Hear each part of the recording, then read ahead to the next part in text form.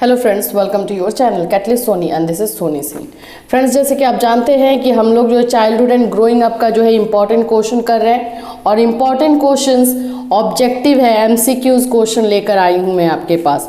इसका एक पार्ट जो है कल आप देख चुके हैं जिसमें 50 क्वेश्चंस था और आज इसका सेकंड पार्ट है जिसमें 50 क्वेश्चन है। तो चलिए स्टार्ट करते हैं, देखते हैं क्वेश्चन। चलिए 51 नंबर क्वेश्चन पर है, विकास में वृद्धि से तात्पर्य है, डेवलपमेंट में वृद्धि से क्या तात्पर्य है, यानी कि ग्रोथ से क्या तात्पर्य होता है।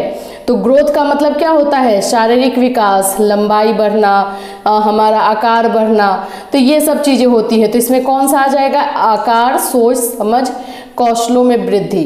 वृद्धि का तात्पर्य है आकार से, हाइट से होता है, वेट से होता है। फिजिकल डेवलपमेंट जो है वो ग्रोथ कहलाता है। चलिए दूसरा नंबर देखते हैं जो कि हमारा है, तनाव और क्रोध की अवस्था है। किस अवस्था में जो है तनाव और क्रोध रहता है? तो देखिए उसी क्वेश्चन को थोड़ा ट्विस्ट करके दिया है, किशोरावस्था में। हम खुद जानते हैं कि किशोरावस्था जो है तनाव और क्रोध की अवस्था है, जो कि स्टेनले हॉल ने बताया था। 53 है, शिक्षा में फ्रोवेल का महत्वपूर्ण योगदान था। शिक्षा में जो है फ्रोवेल का महत्वपूर्ण योगदान क्या था? फ्रोवेल ने किस बारे में जो है हमें जानकारी दी थी? तो वो क्या था? किंडरगार्टन के बारे में जो है फ्रोवेल ने हमें बताया था। एक अच्छा अध्यापक विद्यार्थियों के मध्य बढ़ावा देता है।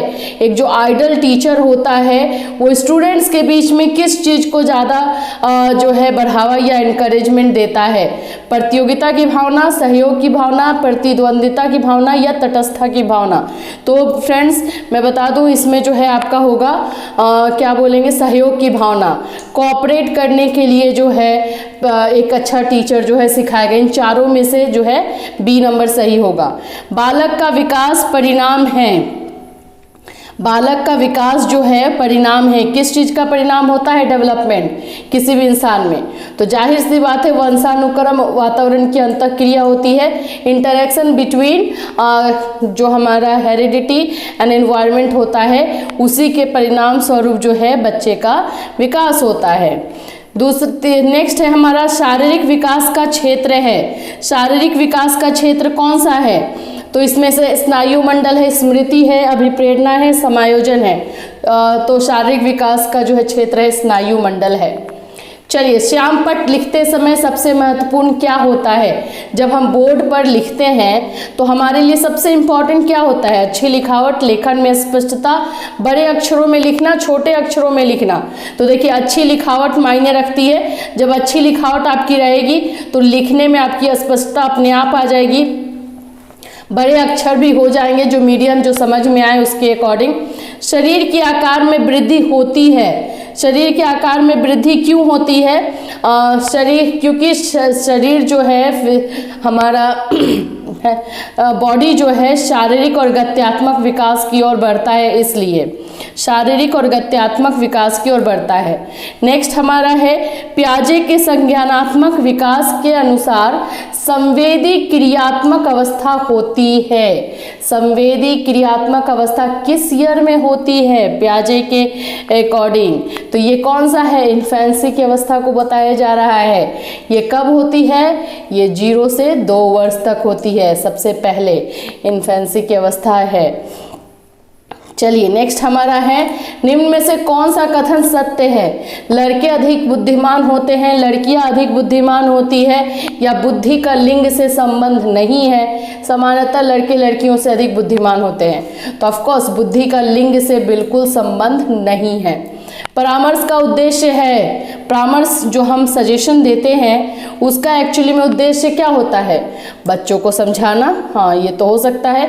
बच्चों की कमियों के कारण पता करना, बच्चों में जो कमियां हैं उसके बारे में पता करना, बच्चों को समायोजन में सहायता करना, हाँ तो ये भी होता है। तो इसका मतलब कि डी नंबर, इसका आंसर क्या हो जाएगा? डी, उपरोक्त सभी के सभी होते हैं। बच्चों में नैतिकता की स्थापना के लिए सर्वोत्तम मार्ग है।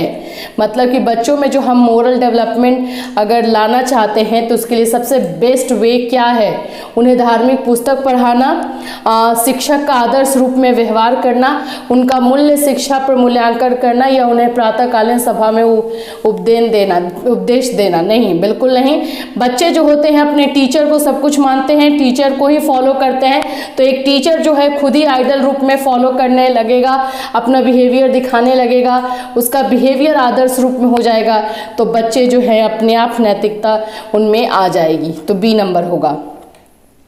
शिक्षक का अति महत्वपूर्ण उद्देश्य है, शिक्षक का दैट मीन्स कि टीचर का जो है एक बोल सकते हैं कि महत्वपूर्ण उद्देश्य क्या है, आजीविका कमाना, मतलब अपने आप को सरवाइव करने के लिए काम करना, बच्चे का सर्वांगीण विकास, पढ़ना लिखना, या बौद्धिक विकास। ऑफ कोर्स बच्चे का सर्वांगीण विकास, एक बच्चे के ओवरऑल डेवलपमेंट ही जो है एक टीचर का जो है उद्देश्य होना चाहिए।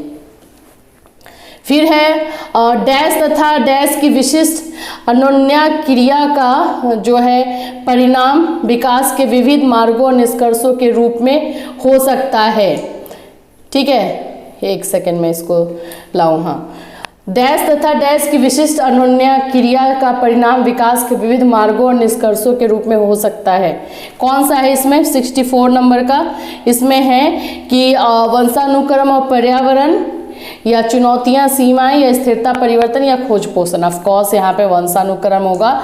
वंशानुक्रम तथा पर्यावरण विशिष्ट अनन्या क्रिया का परिणाम विकास है, जो कि वहाँ पे क्वेश्चन ऊपर में था ट्विस्ट करके। फिर है भारत सरकार की कंप्यूटर आधारित अधिगम प्रक्रिया के माध्यम से छात्रों को सिखाने के लिए आईटी स्कूलों की योजना किस वर्ष में शुरू की गई थी? किस वर्ष में हुआ था? 2004। किस में हुआ था? 2004। 6 से 14 वर्ष के बीच के आयु के बच्चों को एक मौलिक अधिकार के रूप में मुफ्त और अनिवार्य शिक्षा देने के उद्देश्य से सर्व शिक्षा अभियान वर्ष में डैश में शुरू किया गया। सर्व शिक्षा अभियान जो है कब शुरू किया गया था? तो इसका आंसर है 2001 में। ठीक है, ये चला 2010 तक था। स्तरीय शिक्षक मतलब गुणवत्तापूर्ण शिक्षा के लिए पाठ्यक्रम ढांचा राष्ट्रीय अध्यापक शिक्षा परिषद द्वारा वर्ष डैश में निकाला गया था, जो एक क्वालिटी टीचर्स के लिए पाठ्यक्रम और ये सब निकाला गया था। कौन से ईयर में निकाला गया था? तो 1998। निम्नलिखित में से कौन सा महत्वपूर्ण प्रभाव शिक्षण की प्रभावकारिता पर निर्भर करता है? टीचिंग की इफेक्टिव टीचिंग के पर निर्भर करता है। विद्यालय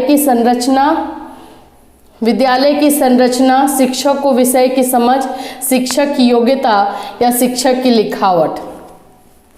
देखिए यहाँ पे शिक्षक की योग्यता भी हो सकता है और शिक्षक को विषय की समझ भी हो सकता है। यहाँ पे क्वेश्चन है निम्नलिखित में से कौन सा महत्वपूर्ण प्रभाव शिक्षण की प्रभावकारिता पर निर्भर करता है? तो ये प्रभाव जो है शिक्षक को विषय की समझ होगा। ठीक है, शिक्षक को, टीचर को विषय, अपने सब्जेक्ट नॉलेज। शिक्षक निम्नलिखित के लिए शिक्षण संबंधी सहायता सामग्री का उपयोग करते हैं। जो सहायता सामग्री का उपयोग करते हैं टीचिंग मटेरियल का, वो क्यों होता है? छात्रों को प्रभावित करने के लिए, शिक्षण को रोचक बनाने के लिए, छात्रों को एकाग्रचित बनाने के लिए, छात्रों के अंदर शिक्षण रखने के लिए, तो अपने टीचिंग को जो है इंटरेस्टिंग बनाने के लिए, जिससे कि बच्चे बोर ना हो। यदि बुलाए जाने पर कुछ छात्रों के माता पिता अभिभावक आकर शिक्षक से नहीं मिलते तो शिक्षक को क्या करना चाहिए? उस समय टीचर को क्या करना चाहिए? तो बिल्कुल टीचर में तो है पेशेंसफुल जो है वो होता है, तो उसको क्या करना चाहिए? उनको जो है उनसे जा कर के मिलना चाहिए, क्योंकि टीचर में गुस्सा, ईगो, ये सारी चीज़ें तो होती ही नहीं है। किसी पठन सामग्री को एक रूप में पढ़ना डैश पढ़ाई के रूप में जाना जाता है। पठन सामग्री को एक रूप में पढ़ना किसके अंतर्गत जाना जाता है? बंटित, या समूहित, या अंतरालित, या इनमें से कोई नहीं। तो देखिए इसका आंसर जो है एकाग्रित होता है, तो इनमें से कोई नहीं दिया हुआ है, तो इसलिए इसका इनमें से कोई नहीं इसका आंसर होगा। पाठ्यचर्या निर्माण को कार्य माना जाता है। जो हम करिकुलम का निर्माण करते हैं वो कौन सा कार्य माना जाता है इनमें से चारों में से? तो ये विशेषज्ञता का कार्य नहीं है लिखा हुआ, नहीं, बिल्कुल ये है एक अत्यधिक विशेषज्ञता का कार्य है। ये हर कोई नहीं कर सकता है, एक कमेटी बनाई जाती है, वही जो है करिकुलम का निर्माण करते हैं। ठीक है, विद्यार्थियों की प्रशंसा की जानी चाहिए, बच्चों की जो है स्टूडेंट की को अप्रिशिएट किया जाना चाहिए, एकांत में अलग से या लोगों के बीच, ऑफ कोर्स लोगों के बीच, जिससे उसका कॉन्फिडेंस बढ़े और ज़्यादा इनकरेज हो। निम्नलिखित में से क्या उस खांचे या रेंज को सूचित करता है जिसके भीतर किसी योग्यता या गुण के लिए किसी व्यक्ति की प्रवीणता स्तर का फैसला किया जाता है? तो ग्रेडिंग सिस्टम, राइट। निम्नलिखित में से क्या उस खांचे या रेंज को सूचित करता है जिसके भीतर किसी योग्यता या गुण के लिए किसी व्यक्ति की प्रवीणता स्तर का फैसला किया जाता है, लेवल का? तो ग्रेडिंग के द्वारा ही होता है। अनुसंधान से पता चलता है कि हमारी पढ़ाई का डैश हिस्सा दृश्य और श्रवण अंगों के माध्यम से ग्रहण किया जाता है। जब रिसर्च के थ्रू पता चलता है तो कितने में जो है कितने परसेंटेज जो है हम ऑडियो विजुअल जो चीज़ें जो है यूज़ करते हैं टीचिंग मेथड, तो 85% हम जो सीखते हैं 85% इसके द्वारा सीखते हैं। वर्ग कक्षा के माहौल में एक सकारात्मक पढ़ाई वातावरण स्थापित और मजबूत करने के अधिकार को निश्चयात्मक अनुशासन क्या करना चाहिए? बढ़ावा नहीं देता है, बढ़ावा देता है, ऑफ कोर्स बढ़ावा देता है। पॉजिटिविटी को हमेशा बढ़ावा दिया जाना चाहिए। जब किसी शिक्षक पर प्राधिकारी हावी होता है तो या उसे अन्य कार्य करने के लिए विवश किया जाता है तो उसकी क्षमता कई गुना बढ़ जाती है या फिर अप्रभावित होती है या घटती है? ऑफ कोर्स घटती है। अगर किसी को अभी आप प्रेशर में काम करने के लिए देंगे तो अपनी एबिलिटी के अकॉर्डिंग कभी भी काम नहीं कर पाएगा, वो घटेगा ही। छात्रों के सही मूल्यांकन के लिए निम्नलिखित में से किस विधि का प्रयोग किया जाना चाहिए? मतलब बच्चों का जो है इवैल्यूएशन करना है तो किसका किया जाना चाहिए? सतत मूल्यांकन। ठीक है, एक शिक्षक को समाज में सम्मान मिलना चाहिए जब वह कैसे मिलना चाहिए? सम्मान चाहिए टीचर को, तो कैसे दिया जाना चाहिए? आदर्श जीवन जीता है तब, निष्ठापूर्वक अपनी ड्यूटी करता हो या प्रभावकारी तरीके से पढ़ाने में सक्षम हो? सभी तरीके से, ऑफ कोर्स। निम्नलिखित में से किसे आप अधिगम की सबसे उचित परिभाषा मानेंगे? लर्निंग की उचित परिभाषा मानेंगे? समस्याएं हल करना, विशिष्ट हुनर का विकास, आचरण संबंधी प्रवृत्ति का विकास, या इनमें से कोई नहीं? बताइए कौन सा होगा इसमें से, कि कौन सा जो है आप इसको मानेंगे कि जो है किसी भी इंसान का सही तरीके से लर्निंग हुआ है? इसके अनुसार समस्याएं हल करना या फिर जो है विशिष्ट हुनर का विकास या आचरण संबंधी प्रवृत्ति का विकास, या इनमें से कोई नहीं? आज ही हम लोगों ने लर्निंग किया है ना 4 बजे, तो हमने क्या बोला था? बिहेवियर में चेंजेस, तो आचरण संबंधी प्रवृत्ति का विकास। नेक्स्ट चले, कोई व्यक्ति एक प्रभावकारी तरीके से एक हुनर कैसे सीख सकता है? कैसे सीखेगा कोई? अवलोकन करके, सुनकर? नहीं, खुद करके। जो भी चीज़ हम खुद करके सीखते हैं वो बहुत ही प्रभावकारी होता है। वर्णमाला की पहचान, वर्ष की आयु, किस आयु में बच्चे जो है वर्णमाला की पहचान करने लगते हैं? तो इसका आंसर है 3 इयर्स। कल भी क्वेश्चन में था ट्विस्ट करके। विद्यार्थियों में सामाजिक विकास का विकसित करने हेतु एक अध्यापक को चाहिए कि वह जाने कि विद्यार्थी के सभी पक्षों को, किस चीज़ को जानना चाहिए? तो स्टूडेंट्स के सभी पक्षों को जानना चाहिए। स्फूर्ति अवस्था कहा जाता है। स्फूर्ति अवस्था किसको कहा जाता है? स्फूर्ति अवस्था किसको? स्फूर्ति अवस्था जो है जिसमें बच्चों में सबसे ज़्यादा स्फूर्ति रहती है, किस में रहती है? बाल्य अवस्था में। वातावरण वह बाहरी शक्ति है जो हमें प्रभावित करती है। किसने कहा है? ये किसका स्टेटमेंट है? रॉस का। संवेदना ज्ञान की पहली सीढ़ी है। यह कथन किसका है? यह कथन मानसिक विकास है, शारीरिक विकास है, ध्यान का विकास है या भाषा का विकास है? ऑफ कोर्स मानसिक विकास है, संवेदना है तो मानसिक विकास है। मानव विकास के संबंध में कौन सा कथन गलत है? ध्यान दीजिएगा, कौन सा गलत है? तो विकास रेखीय होता है, ये गलत है। विकास कभी भी रेखीय नहीं होता है, मतलब कि एक लाइन से चलने वाला नहीं होता है।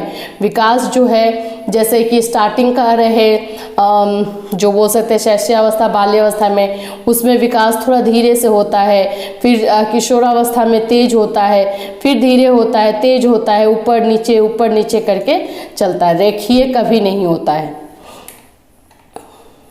निम्न में से कौन सा वंशानुक्रम का निकाय नहीं है?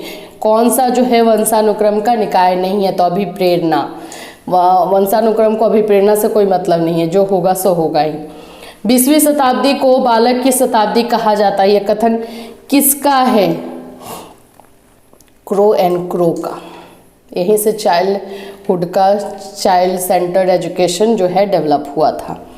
इस अवस्था को मिथ्या पक्वता का समय भी कहा जाता है। कौन सी अवस्था है? बाल्य अवस्था। अभी परिपक्वता आई नहीं रहती है, मिथ्या परिपक्वता रहती है। शैशवावस्था की विशेषता नहीं है नैतिकता का होना। शैशवावस्था में बच्चे नैतिकता के बारे में कुछ भी नहीं जानते, क्या सही क्या गलत है, उनको जैसे बोला जाता है वैसे मान लेते हैं। किस मनोवैज्ञानिक के अनुसार विकास एक सतत और धीमी प्रक्रिया है? किसने बताया है कि विकास जो है वो एक सतत यानी कि कंटिन्यूअस और धीमी प्रक्रिया है? ये हरलॉक का कथन है। बिग व हेट, ठीक है, बिग व हेट की विशेषताओं को सर्वोत्तम रूप से व्यक्त करने वाला एक शब्द है परिवर्तन। परिवर्तन शारीरिक, सामाजिक और मनोवैज्ञानिक होता है। किसमें? किशोरावस्था में। किशोरावस्था में जो है सभी तरीके का परिवर्तन होता है। निचली कक्षाओं में खेल पद्धति मूल रूप से आधारित है। किस चीज पे आधारित है? निचली कक्षाओं में किस पे आधारित है? तो यह है विकास एवं वृद्धि के मनोवैज्ञानिक सिद्धांतों पर। ठीक है, बालक का विकास परिणाम है, बच्चे का जो है विकास परिणाम है किस चीज का? तो यही वंशानुक्रम और वातावरण की अंतर प्रक्रिया। विकास कभी न समाप्त होने वाली प्रक्रिया है। यह विचार किससे संबंधित है? निरंतरता का सिद्धांत, कंटिन्यूअस चलने का सिद्धांत। व्यक्तिगत शिक्षार्थी एक दूसरे से वृद्धि एवं विकास के सिद्धांतों से भिन्न है। किस चीज में? विकास की दर में। लॉरेंस कोलवर्क विकास के क्षेत्र में शोध के लिए जाने जाते हैं। नैतिक, ऑफ कोर्स नैतिक।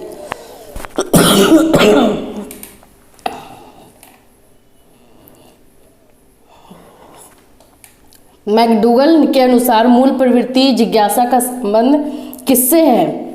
आश्चर्य से। इस अवस्था में बालकों में नई खोजने की और घूमने की प्रवृत्ति बहुत अधिक बढ़ जाती है। किसमें? उत्तर बाल्यावस्था। ठीक है, तो ये रहे आपके क्वेश्चंस।